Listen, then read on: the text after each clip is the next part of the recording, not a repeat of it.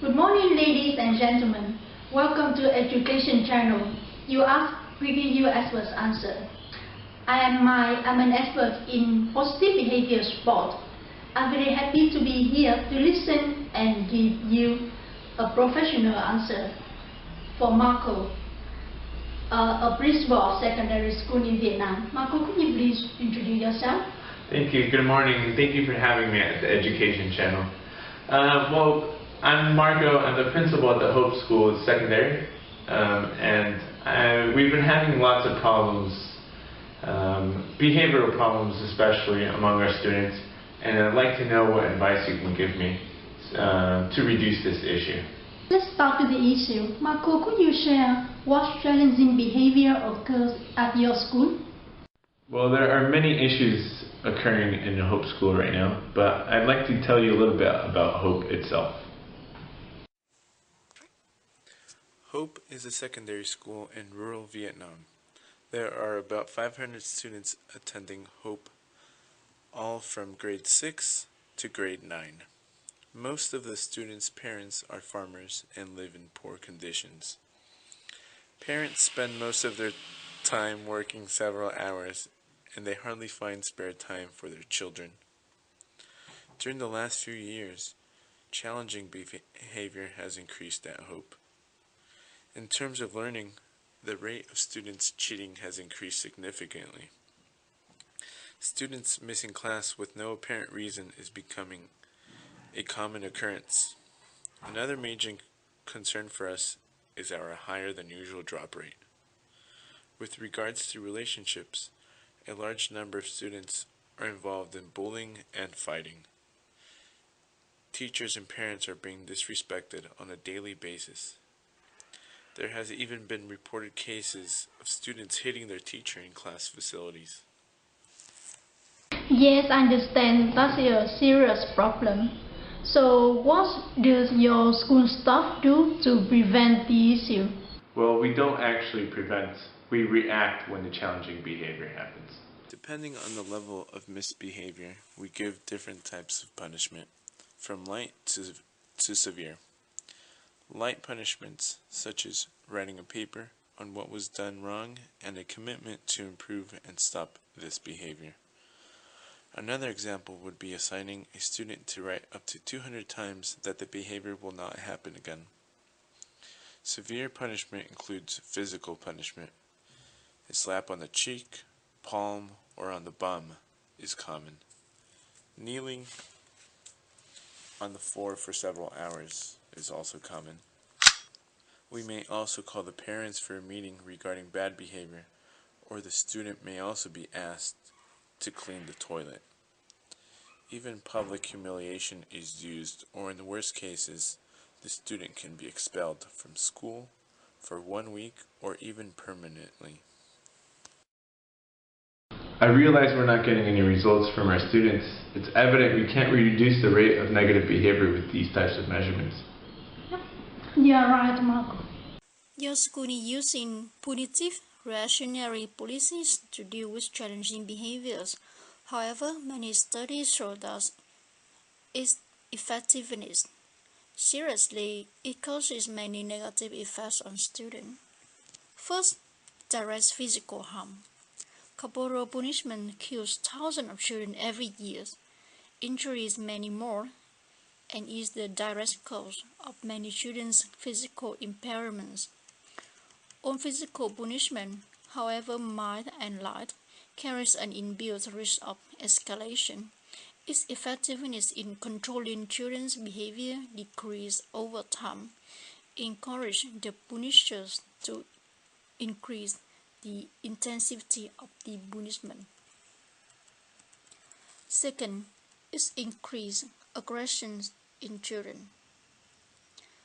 There is abundant evidence that corporal punishment is associated with increased aggressions in children.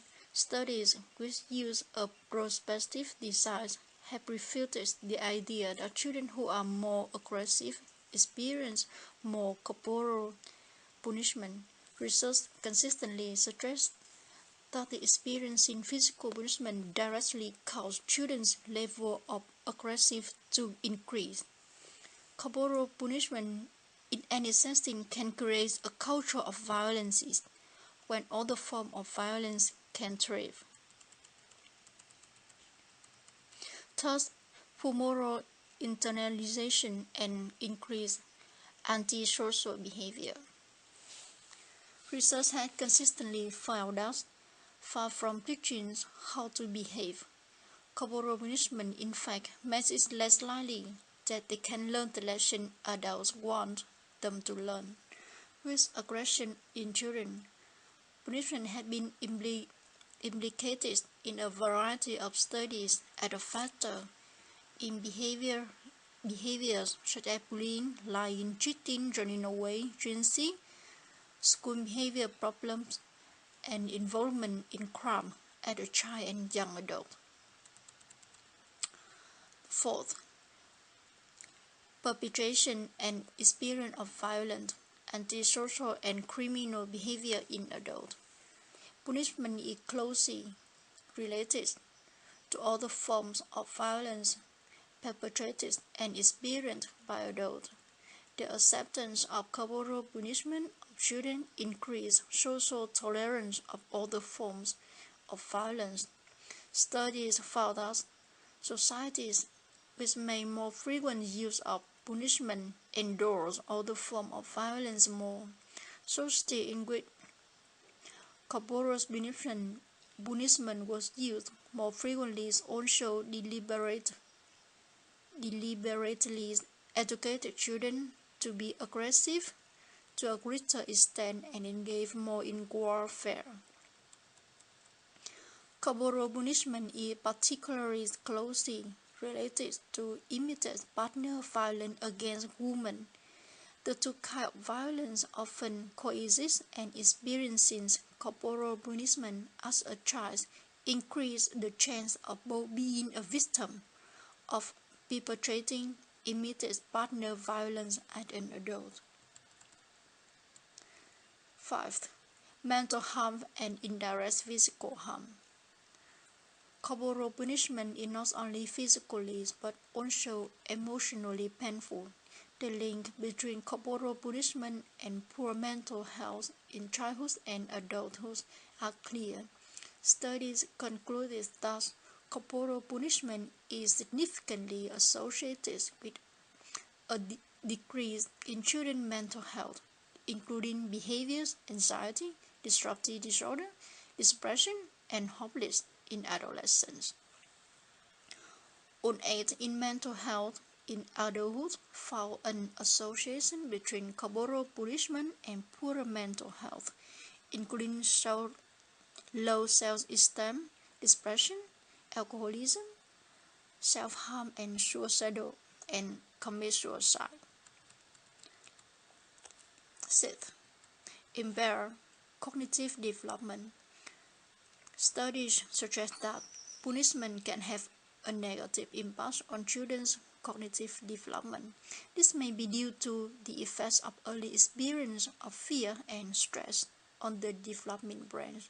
Results from studies suggest that experiencing harsh physical punishment may reduce the volume of the brain's gray matter in areas associated with performance on a scale used to measure intelligence in adolescence and adulthood. A study found that students who experience harsh corporal punishment perform worse at school than other children and were more likely to have behavioral and emotional difficulties.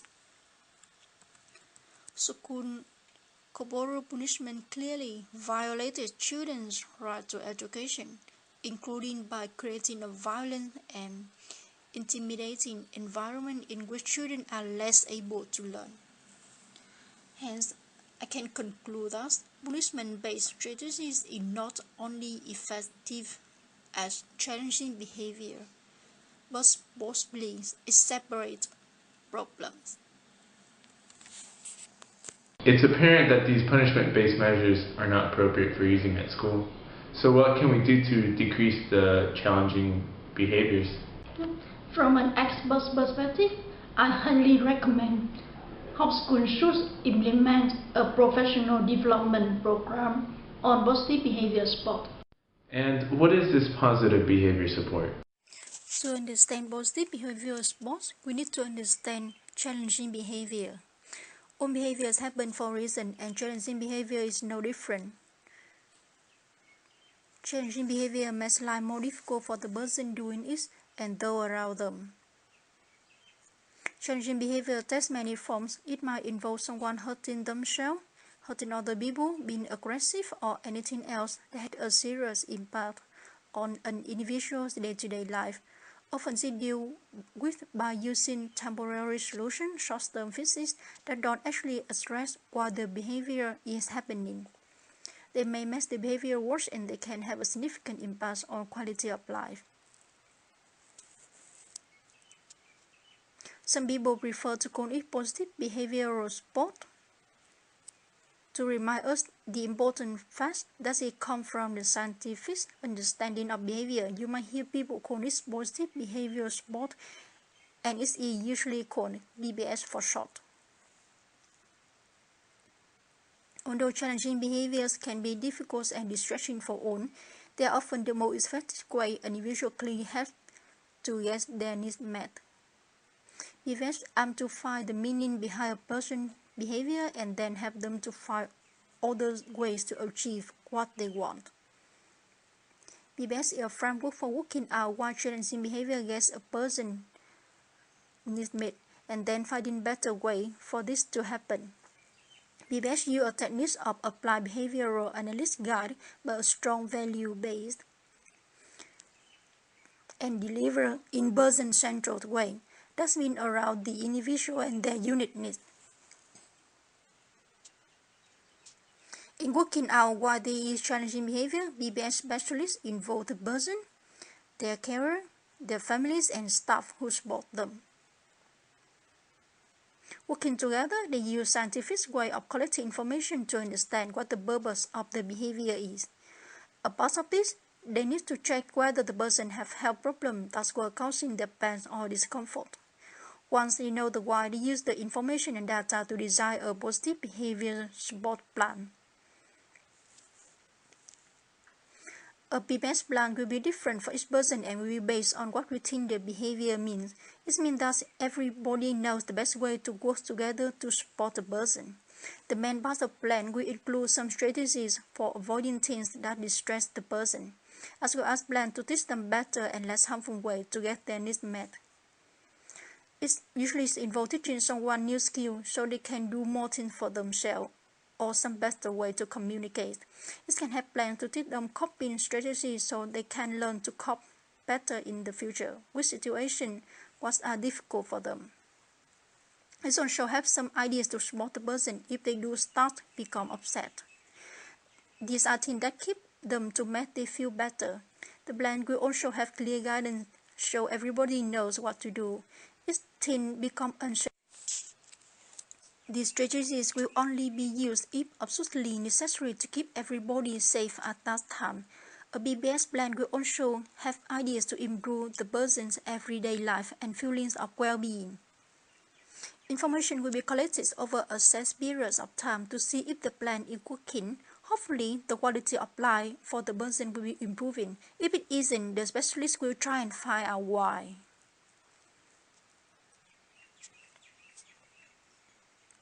It's estimated that less than 20% of those who would benefit from this type of support are actually receiving it. Many believe BPS is the most ethical form of support for those displaying challenging behaviors. It has a growing evidence base that it works. There are 10 key components of BPS divided into values, theory, and process. It's about improving the quality of life of the person and those around them. It's work by developing and building skills and not by punishing people or behavior. Practitioners work in partnership with the person and those people who are around to them. A behavior is for reason and challenging behavior is no different. PBS primarily use applied behavioral analysis to describe, predict, and change behavior. Other complementary evidence-based approaches may be included in PBS plan, such as occupational therapies, speech and language therapies, and other psychological therapies. Where these support change in behavior, PBS use decisions based on facts and research, not opinion or hearsay. A formal assessment is made to create a clear structural plan of action. What practitioners do is directly informed by what they know about the individual. A PBS plan should tell people what to do to proactively prevent the challenging behavior from happening and manage it well reactively if it does. And above all, it should make sure people are actively supported over the long term to maintain their quality of life. PBS has been shown to help people with a wide range of needs and to cover a wide range of behaviors. It is an evidence-based approach. By using PBS, we believe we have found better ways for the individual, for family, for carers, and for those who provide service. PBS is a respectful and ethical approach and supports people. Positive behavior support can be implemented at 3 levels: primary or universal or Tier 1, the secondary or Tier 2, and tertiary or Tier 3. Tier 1 are the universal strategies that are systematically designed and implemented across the school and in all classroom and school environments to reinforce positive pro-social behavior. Those students who do not respond to these clear expectations and reinforcement are identified and targeted to Tier 2 intervention. Tier 3 presents the individualized strategy often needed for students whose behavior is affected by their disability or for whom the first 2 tiers of intervention were not successful. That sounds great. Can you please tell us about the positive behavior support strategy and how we can implement them for each tier? Well, as Tier 1, I stress hope can apply teaching school expectations as a suitable strategy for your school. The expectation could be chosen and decided by school teachers. SOURCE is an example. SOURCE stands for safety, organization, achievement, respect, and responsibility. Teaching SOURCE is expected, resulting in increased the characteristics for entire school students. The school behaviors matrix can be classroom, cafes, home, crowd or stair, restroom, and bus. For its categories of SOURCE, teachers determine the expectation. SOURCE need to be taught at the beginning of academic year via classroom instructions, in workshops or orientations. All students and staff should have access to the expectations. Video and visual presentation is also an effective way to teach the expectations. For example, in cafeteria, the expectations are: we show honesty, keep your spot in line, show responsibility, pay ahead, clean your area, show respect, listen to all noodles. And this is an example of a movie for teaching expectations.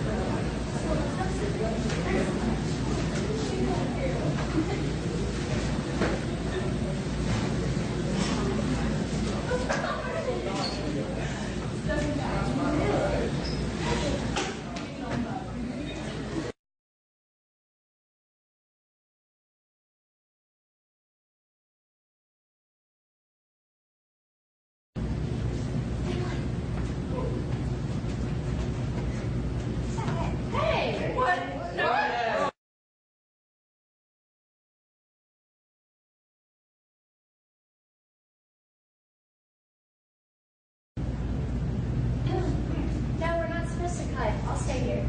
Yeah.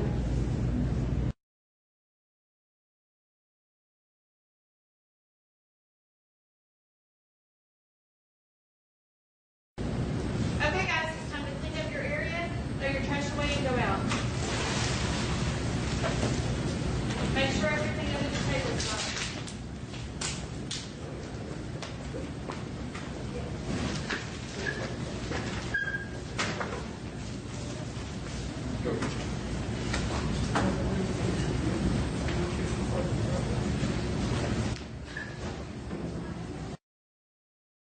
After expectations being taught, the expected behaviors should be prompted and reinforced through reminder, booster, and most important, random positive recognition and following the rules. Eager birds are used. Eager birds are distributed with praise when school members randomly catch students following the guidelines for good behaviors. Eager birds are then redeemable for own small prize, such as pencil, notebook, comic books, or free lunch. Teaching school expectations do not require facilities or huge budgets to implement, but many studies show it's effective for whole school students. So, how can do it?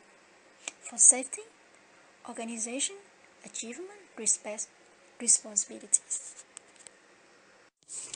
At Tier 2, I suggest how can apply check-in and check-out. Check-in and check-out is a highly effective research-based intervention and can be changed and adapted to suit any school or situation. The program consists of student daily check-in with an adult or mentor at the start of school to retrieve a goal set and encouragement. Teachers provide feedback on the shifts throughout the day. Students check out at the end of the day with an adult, and the student takes this home to be signed, returning in the following morning at check-in. To implement check-in, check-out, HOP needs a staff as mentors, with each mentor having 4 or 5 students to check in with them daily. This mentor is not student, class, and teacher. They are not a staff member who will work with the student. The mentor needs to be happy, excited, positive throughout the process. The student comes to the mentor in the morning with a daily progress report or DPR signed by a parent. The student receives positive verbal feedback from the mentor. They two work together and set a goal for a day based on the school-wide expectation. The student then receives a new DPR for a day. The new DPR completed throughout the day by students' teachers.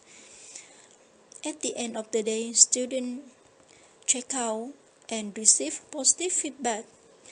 This is the video how to check in and check out with the mentor. Hey, good morning, Dion. How you doing? Pretty good. Good. Good to see you. Hey, we got your checkout sheet for you today, check-in sheet. Okay, sweet. Okay, so a couple things that we've really been working on. Being prepared for class. So do you have your books with you today? Yeah. Okay, you got your notebook paper, pencil. Is it sharpened? Yeah. Okay. I think so. Okay, so you got to make sure you get that sharpened and you're ready to go. Okay. Okay. The other thing that we really been focusing on, remember, is demonstrating respect for peers and for teachers. Okay. So I know that last week we had a couple problems with that. Let's make sure that we don't have that happen again. Okay. So you're prepared and you're ready to go. Did you get a good night's sleep last night? Yeah, that's all right. Okay. Okay. Not out too late. Okay. Great. I'm going to give this to you and make sure that you you bring it back to me. Now, how did you do on your homework yesterday? You get everything completed? I didn't understand some parts, but most of it was just basic, easy information. So Okay. Okay. that's good. Okay, good. Well, make sure you get that signed by all your teachers and bring it back to me at the end of the day, and we'll see how you did. All right. Okay, have a good day. You too. So I got it all filled out. Okay, great. Let's see how your day went in a snapshot. Now, you've seen the numbers already. What did you think about your day? In language arts and math, I kind of struggled, but Yeah. I thought the other classes were pretty good. Okay, yeah, let's take a look at this here. So, didn't get full points, looks like in language arts with Mrs. Smith. What happened there? Why weren't you prepared for class? She told us to bring a notebook, and I didn't bring it. Okay. Is that something I can help you with, or can you remember on your own? I'll remember. Okay, we'll make sure to remind you tomorrow. Okay. This looks great though. Remained on task in class. You got 2s in all 5 of your core classes, so that's great. Good, good. Well, what I'm going to do now, Dion, is I'm going to take this data and I'm going to input it into my computer so that we can keep track of how things are going. And I'll need you to bring another tracker back to me tomorrow, okay? All right. Okay, great. Thanks, Dion. Yeah. The student who gets 80% of 5 straight days on the DPR receive a prize. The prize is selected by student. This is something small like lunch with teacher, a photo, or some small item.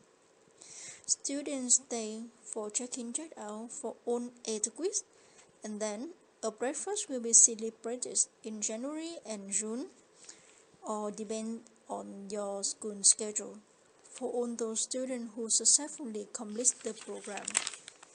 And no need to go back on this later in the year. This is an example form for check-in check-out with the student's name, mentor's name, the day, and the scoring rubric. On the bottom of the DPR as a space for students to sign and parents to sign. The forms are printed on copy forms, with the student keep one and the mentor keep one for record. The score also puts into Excel. The student takes this form with them the entire day.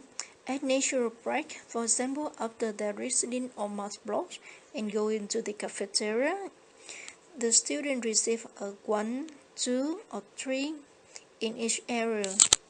The teacher will give the student verbals and any score according to the rubric.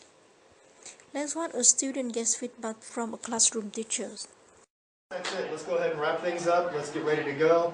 We had a good day today. Dion, my man, you did well today. Prepared for class, you had everything you needed, pencils.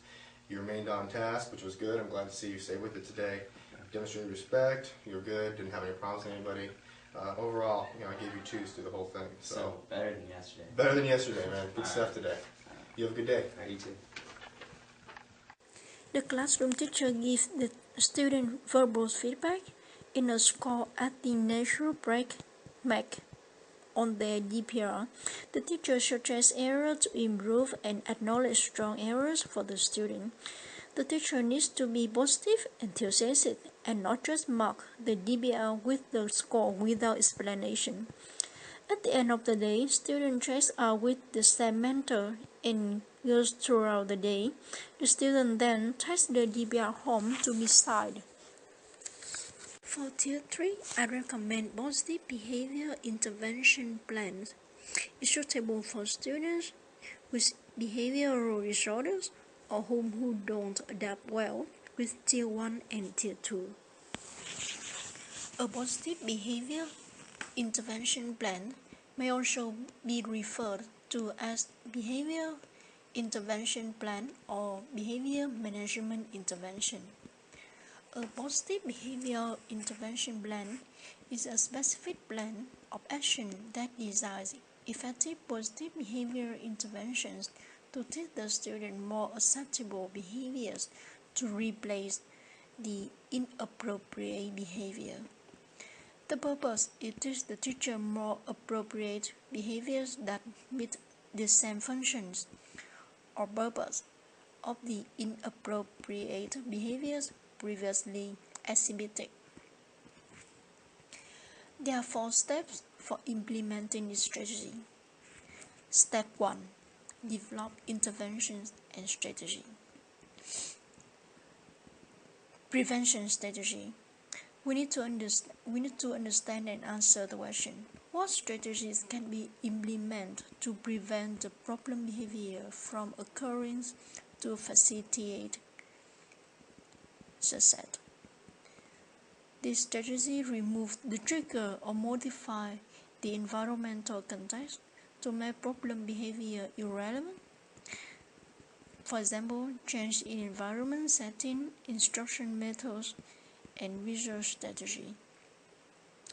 Second, teaching appropriate behavior. Determine the replacement behavior. Is it a behavior that is either incompatible to the target's behavior or will serve the same purpose as the target's behavior, but in a more appropriate way. Determine any other appropriate skills that will be taught. These are behaviors that may not necessarily serve the same function as the inappropriate behavior, but are critical for facilitating success. Determine the strategies for teaching the appropriate behaviors. The team should determine types of teaching strategies to ensure the student learn the appropriate behavior chosen, thus increasing appropriate behavior. Identify reinforce. A reinforce is something that is given after the occurrence of behavior that results in an increase in the behavior. The team must determine reinforce that can be used to motivate the student to engage in the replacement behavior and other appropriate behavior. Determine reinforce procedures. Reinforce should only be delivered upon the occurrence of appropriate behavior. They should never be used as a bribe to get the student to behave appropriately. They are only delivered if the student already exhibited an appropriate behavior. There are many different methods to deliver reinforce. A team must decide what procedures they will use to reinforce the appropriate behavior. Fourth, decreasing inappropriate behavior. Determine prompts or redirections which describe any verbal or visual prompts and redirections that will be given when the behavior occurs. Determine procedures for changing the way others respond to problem behavior so that it no longer is effective in getting the desired outcome. Determine possible environmental arrangements. Describe any environmental strategy that may occur in an effort to decrease the behavior. Determine last resort strategies. If the problem behavior persists despite least restrictive intervention, thus interventions will occur to eliminate the disruption. Step 2. Determine progress monitoring procedures. Based on baseline data and information gathered during the functional behavior analysis, the positive behavior intervention plan should include measurable goals to assess the rate of progress. The goals should be reasonable but still be indicative of significance. In Step 3. Implement and support the plan. In order of the positive behavior intervention plan to be implemented as desired, an intervention plan should be developed to ensure all components of implementation are addressed. Determine training needs. All participating members should be trained on the procedures in the positive behavior intervention plan, including the intervention strategies, the progress monitoring procedure. The intensity of training should depend on the level of knowledge of each participant. Determine material needs. The team may need to make materials before certain intervention can begin, such as data collection system, reward system, or visual strategy. Before the plan can begin, a list of material and resources should be made, and team members should be assigned responsibilities to prepare the materials. Determine any environmental arrangements. Specific changes to the environment may be necessary to promote success, such as seating arrangements, removing distractions, reclutering the room, moving furniture, etc. Determine how positive behavior intervention plans will be implemented, who will implement, how often, and locations. The step 4. Monitor the effectiveness of the plan. Once a positive behavior intervention plan is developed, the team should continue collecting progress, monitoring data, and summarize graph the data. Based on the data and progress, the team determines if revisions are needed. Thanks, Mai, for your valuable information. I'm interested in using the strategies of positive behavior support as soon as possible. I think we need you as a professional consultant at Hope School. Sure, Marco. I hope positive behavior support will work efficiently in your school. Thank you very much. Thanks, Marco, for participating in Education Channel. You asked, we give you expert answer. 30 minutes of the channel today is over. Thanks for your attention. See you next week. Bye.